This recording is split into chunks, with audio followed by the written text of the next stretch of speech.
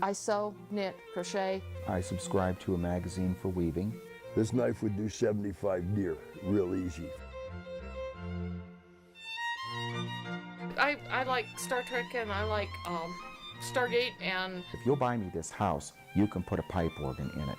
Every one of them is an individual. No two coyotes are the same. when I picked up a tatting shuttle, I saw scenes from Pollyanna's. There's room for improving virtually every tool that man uses. Part of what makes Wyoming different are the people who live here. While some people's vacations last summer included trips to Yellowstone Park and Devil's Tower, ours took us deep into locals' garages and basements, where we found some of Wyoming's undiscovered treasures. Often self-taught, often making their own equipment from scratch, This is a loom that I built. these men and women pursue old and often ancient ways of doing things. From bladesmiths to tatters, from the traditional to the comical, we found a whole world of folk arts in our own backyard. We introduce you now to 4 incredible folk artists who hone their crafts right here in Wyoming.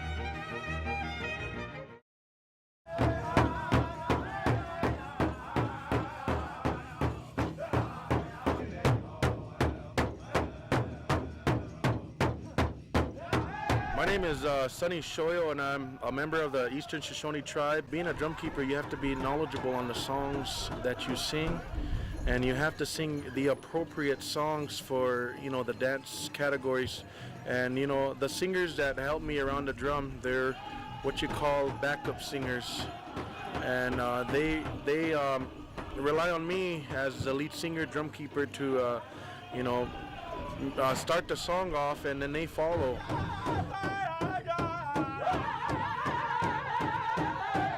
The name of the drum group is Fox Trail, and members in the group, they really range from, there could just be 5 of us, mainly 5 of us, and then these other boys here on this reservation, they do help us out. They come and they sit down with us, and there's usually between 5 to 11, 12 guys. The contest for the singers is based on drumming skills to see if the drumsticks are evenly, as well as the songs. Let's say there's 10 guys that are drumming, and there's one guy that's just kind of slacking, or he's kind of like offbeat. The judges will look at that as a mark down on their score. We've won prize money in the past at other powwows, but we do not compete here because this is our own people's powwow, so we're here just for the enjoyment of singing. A lot of people, they do record these outstanding singers here, and they just use it down the road, while traveling back home or at the house, they'll put the live recording on. So when I was 8 years old, I always looked at my mother and her sisters. They had an all-women's drum group. Looking at them, I decided that, when I got older, I wanted to be where, they were, traveling all over. And so, my family's really proud. Being a lead singer, we carry ourselves with a respectful way, showing manners towards one another, showing manners towards, our elders and the dancers and spectators. And people will look at a drum group as, saying those boys over there are, they're good guys, they're humble people. And that's the way I carry myself, is in a humble way. So I made a lot of friends all over, and just trying to be a humble singer, trying to be there for the people when they need me.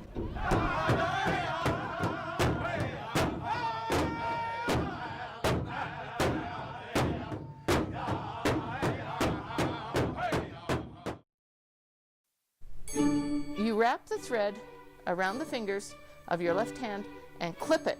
I grew up with all these home folk artists. And you pass the shuttle all the way under that thread between the first and second finger and bring it back over. Mother had a treadle sewing machine, and I was sewing on her treadle sewing machine before I went to school.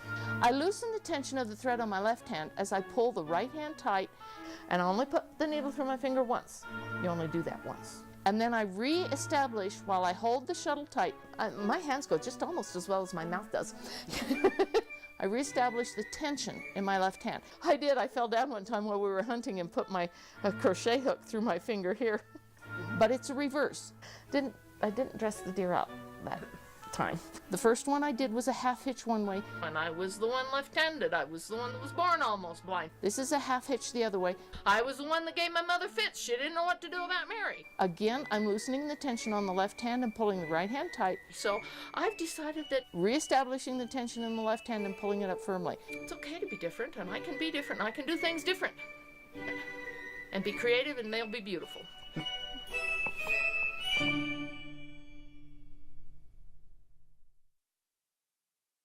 And this is the tin that this is going on, and I've tatted it specifically so that we can fasten it by putting the loops around the little flowers here, and that way it can be appreciated and can be looked at from both sides. And this is her Christmas cards this year. So it's used in clothing, it's used to trim handkerchiefs, pillowcases, bed sheets. It's all just a square knot. You just have to do them all the same way.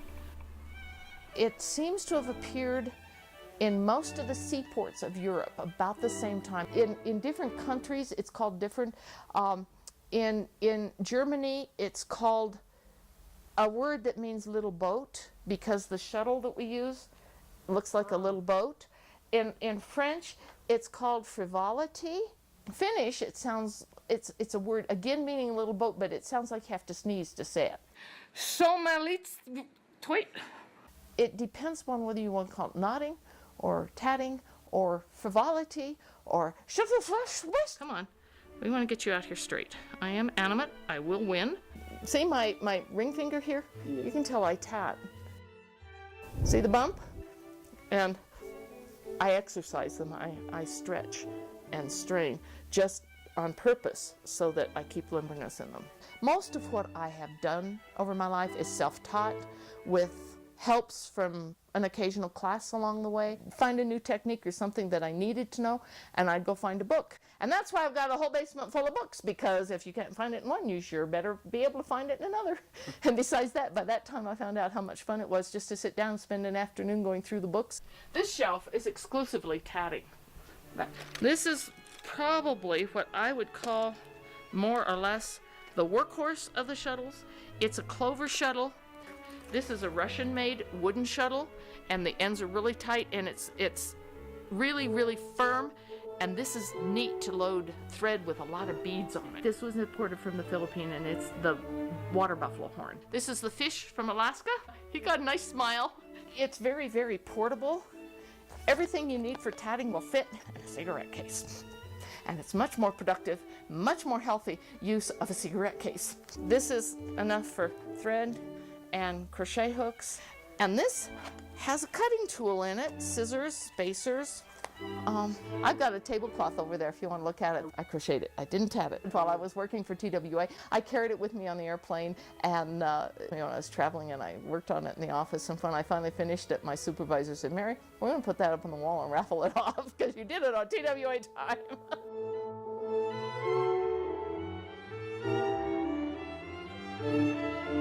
I've got fabric down there that I bought in New York City 30, 40 years ago.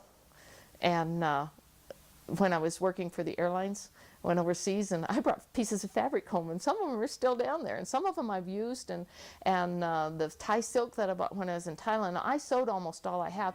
Believe it or not, I know pretty much where anything and everything is. So I can go pretty much to where what I need to find. If I need a color, I got it. I've developed my own technique in tatting. I doodled to see what it would look like if. What would it look like if? That's the really good question. What would it look like if? And that's what my first book was all about. What would it look like if? And I was just doing, they call them dimples. I have fun. I just love doing the interweaving because it's so much fun, and it's neat to see what comes out. When I was a little kid, my grandmother used to read me stories about King Arthur and his knights. And I heard about, or she told me about Excalibur and how it was a falling star, and the little people hammered it into a sword. And then the Lady of the Lake presented it to King Arthur. And it was a knife that would only serve an honorable man. but it was indestructible. And I decided that right then, probably about age 5, that was what I wanted to make, what I wanted to do. And it started in 6th grade, and I've been making knives ever since.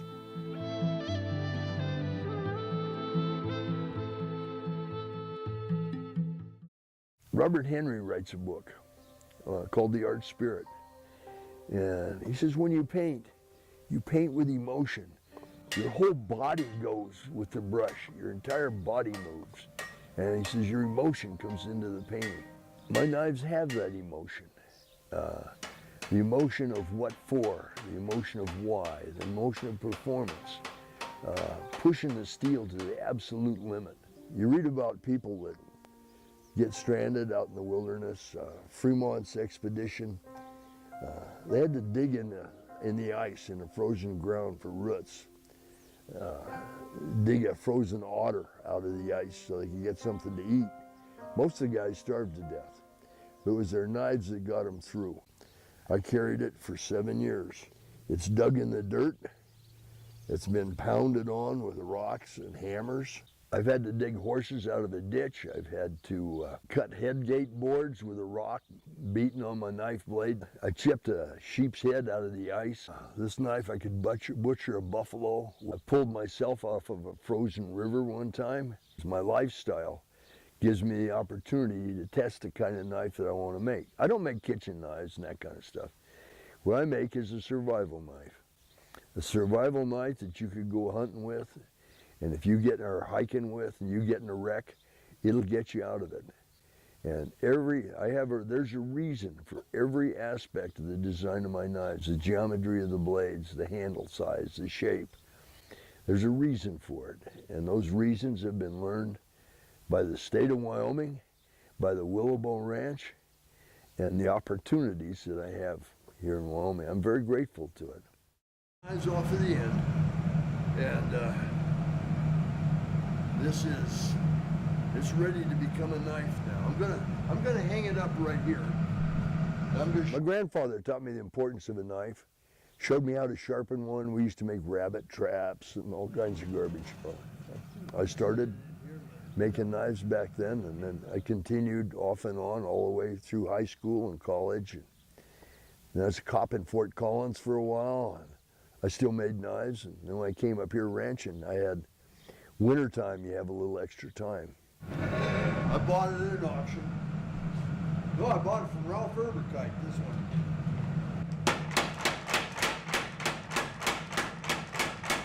Centuries ago, they had a steel called Woots. And Woot steel was the strongest steel there ever was. General George Custer had a Woot sword that he had liberated from some Southern folk during the Civil War. And he could take that sword and grab it by the tip, bend the tip around to touch the handle, and let it spring back, and then spring back to true. That was Woots. And that's what we've achieved. It's 52-100 Woots, the qualities of the old Woots blade. It isn't real easy to achieve. I took a class under a man by the name of Bill Moran, who started the American Bladesmith Society. That's the best thing that happened to me. I made a knife in Bill's class, and the first one I made broke. When I went to flex it, it just went ping, broke plumb in half. Bill says, "Oh, I'm so sorry." I said, "No, this is great. Now I've got something to learn." And I came back, and for the first year that I made knives, every knife that I made broke. Every one of them. I mean, I tortured every one of them to death until they broke. And I learned a lot. But I have a brand new shop sitting right behind you. And right down the center line of that shop are over 300 experimental blades buried down in the ground underneath the cement slab. My shop stands on it. The knives that I make today stand on it. Now they do not break. I don't think I'm doing anything new. I think old timers knew it a long time ago. There's a book by Stephen Vogel called Cat's Paws and Catapults. And he talks about the natural structures, the plants that grow in the sea and flow back and forth with the tides. So I made some knives that way and put them in a vise and flexed them. And I found that I could have maximum strength toward the tip of the blade, a nice slicing cutting edge in the front part, a finer slicing edge in the back part with a thinner part of the blade that allows it to flex, just like those weeds do. Okay, Mother Nature shows us. And it's all there. You can lay down and watch a piece of grass blow in the wind for a day, and you see why it's triangular shaped real quick. You can watch a sunflower turn as the sun turns. Even grass does it. I mean, wow, okay. September 17th, 1979, I gave myself my most important birthday present ever. I turned off the TV. I have not watched a full network television program since then. You cannot believe how much time that gave me. I can sit down, I can read. Every night I spend an hour with my friend Henry David Thoreau. I have Thoreau's journals put out by Princeton University. Thoreau fortifies my interest in nature, my interest in my love for the trees, for the grass, for everything here in Wyoming. Just walking out there with my dog, changing water, watching the grass, watch as it dries up, begging for moisture, moving the water down and giving it a drink when it needs it. Laying down under a big old cottonwood tree and taking a nap in the afternoon when I want to be alone, just me and my dog. I was irrigating one fall. The sandhill cranes, there's a pair of them out here, they danced for me. I sat there and watched them for probably a half an hour. What a display. Wow. And what an honor to participate in it. It's freedom in its ultimate expression, the ability, if I want to go to sleep at 1 in the morning, I can. If I want to go to sleep at 2 in the afternoon, I can. The crops, Mother Nature, that's my boss. You can fight nature and you'll lose. Or you can learn to live with her and you find life is really lovely. It's been very rewarding, but I have a lot of time to make things and create and do what I want to do. It's freedom. If you look at my knives, I don't consider them really to be art. But here we have steel from the earth. The handle is an animal that lives on the surface of the earth. And this engraving, that's just a graphic representation of the vegetable material that allows all of the life that's on earth to exist.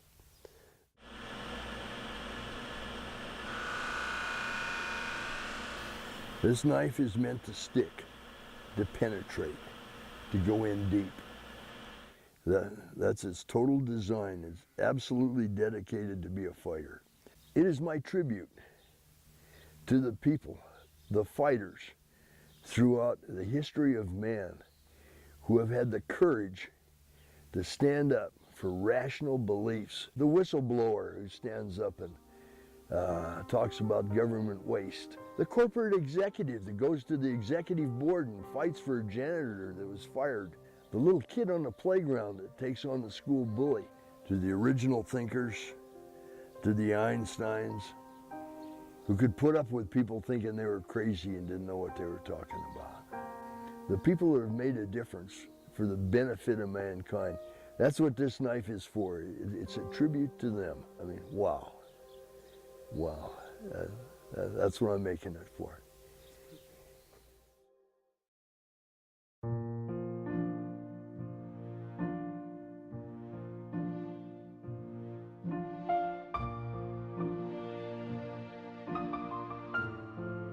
Weaving is an ancient way of making a web for that provides a cover as a form of clothing, to cover windows, to cover floors, and those webs can be as big or small and as complicated or simple as the person wants. This is where I do a lot of my weaving. When I was a youngster in Pennsylvania, I lived in a small coal mining town, and there was an old Slavic lady that lived next door to us. She had a loom, and we would take over our old worn-out jeans, and she'd strip them, sew them together, and make rugs out of them. 'Cause we always had new rugs in the house because this lady next door made them for us. And I was fascinated by it. And she showed me a few minor things, and we kind of started from there. Let's see, this is a pattern. This is a fairly simple pattern. Let's see if I can even remember where I was on this. And as I go through the pattern, this tells me which treadle, which one of those petals I hit last, and you can keep track of where you are in the pattern. Each of those threads that comes from the back to the front, the warp threads, goes through what is called a heddle. This is a heddle. There's an eye that is tied in the middle of it. So when any of these warp threads that go through the eye on this stick will pull that up. And that's how the different patterns are developed. I buy this fabric usually at Walmart. I'll pay $1 a yard for it. And some of the fabric is just, well, you can see some of it up there. It's really ugly stuff. But when you weave it in, and you compress this, all you get is hints of the hues of color that are in here. You know, after you get it all set up and you start weaving the cloth, you do have to watch a pattern if it's complicated. But it's a very quiet, relaxing kind of thing. I like being up here. I walk back the hall and visit with my wife and see how she's doing and come back in. And I'll do that, a few times an hour. It gives me a break, but I like to see how she's doing with her quilting. I'm a cradle Catholic, and I love the smell of liturgical incense. And I found places from liturgical supply houses that sell that. And I have some wonderful incense that I burn. I like that, and I love this. I love this stuff. It's incense. Just go ahead and smell it. And I burn this. Church music, or I like Baroque, and I listen to that kind of music and sit in here and weave I can weave for hours. You get lost in it.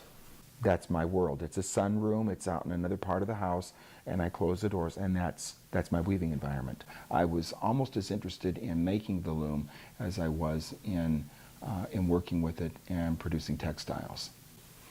I found a picture of a loom that was manufactured, that is currently manufactured in Sweden. So I blew this picture up on a wall with a projector, and I blew it up until I knew that the measurement on this loom that I was aware of was accurate. And then from there, I extrapolated from that point and drew out plans for an entire loom. This is the loom that I built. This is the Swedish design, and it's very much like the one upstairs, with the exception that this is much heavier. The loom that I made, every part of it, I fabricated. I didn't buy anything this time. And just sit down with lumber and start working it. And sometimes I cut a board and it wasn't quite right, it didn't look like I wanted it to look, so I go back and scrap that one, burn it in the fireplace, and start another one until I got what I wanted. But making the equipment just helps you understand so much more about the process of weaving. This is an electric thing that will turn these skeins into a ball like that. Saw something like it, I liked it, they were too expensive, so I made it myself. And I use it, works like a charm. I'm that way with my trains. They're taken apart, they're cleaned. I've manufactured parts that I couldn't get. The pipe organ, I completely tore it apart. I rebuilt it, I revoiced it, I retuned it. I want to understand what I'm doing. My wife doesn't understand this. She said, I just want to get in there and do it. She said, I don't want to know these things. My wife made a remark one time about something that I like. My wife bought the organ that we have presently, And my wife said, you know, in your weaving, you have all these hundreds of threads coming at you, all perfectly lined up.